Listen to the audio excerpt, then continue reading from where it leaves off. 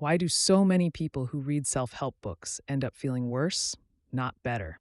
In this video, we'll uncover the hidden ideology behind the self-improvement industry and discover what actually works for genuine personal growth. Here's a troubling paradox.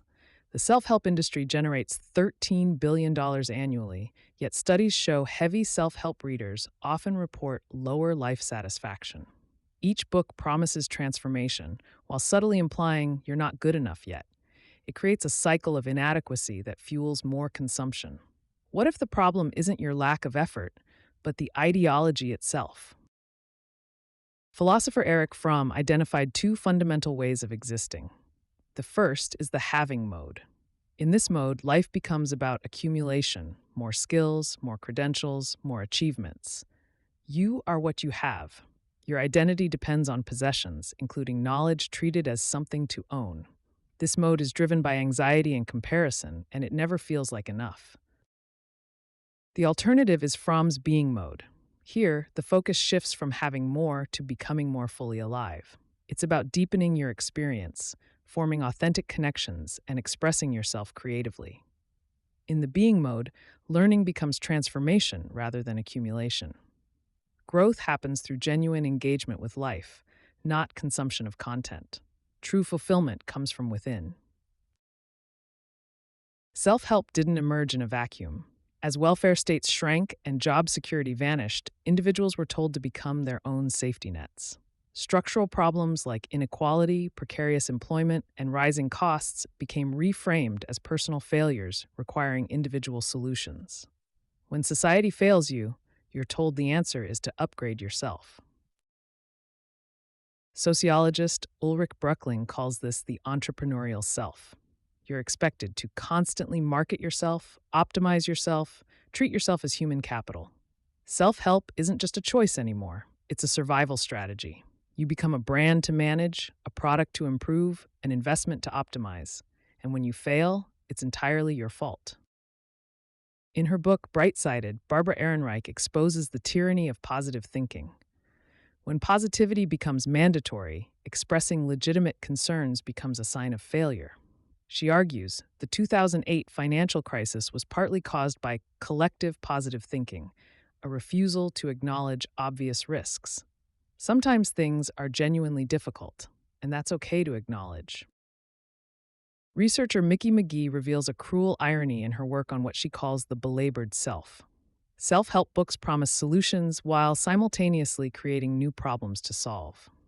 The endless pursuit of improvement marks your current self as permanently incomplete. The result is exhaustion, not empowerment. You're trapped in a cycle. Read a book, feel inadequate, buy the next book. Consider a software developer pressured to learn new frameworks every year, maintain side projects, study languages, and build a personal brand, all while working full-time. When burnout hits, the self-help answer is always the same. Try harder, wake earlier, optimize more. But maybe the problem is structural. Industry instability and unrealistic expectations aren't personal failures. So what actually works? Psychologist Bandura's research on self-efficacy offers an evidence-based alternative. Self-efficacy is your belief in your ability to succeed at specific tasks. Unlike toxic positivity, it's not about blind optimism. It's specific, realistic, and built through actual experience rather than affirmations. Bandura identified 4 sources of genuine self-efficacy. First, mastery experiences. Direct success builds the strongest belief. Second, vicarious learning, seeing similar others succeed. Third, verbal persuasion, but only trusted feedback, not empty praise.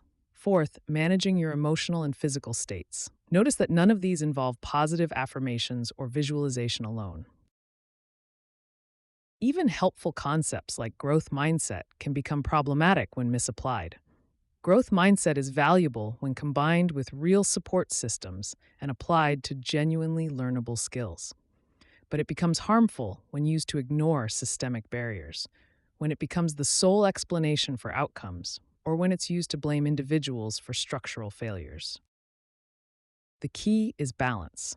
Personal agency matters. Skills can be developed, effort counts, mindset affects experience. But structural realities also shape our opportunities. Not all failures are personal. Sometimes we need collective action, not just individual improvement. True wisdom lies in understanding both dimensions. Here's what authentic growth looks like. Question self-help ideologies. Don't just consume them. Choose being over having as your mode of development. Build real self-efficacy through mastery, not mantras. See structural problems instead of only blaming yourself. And remember, you are already enough. True growth starts with that recognition.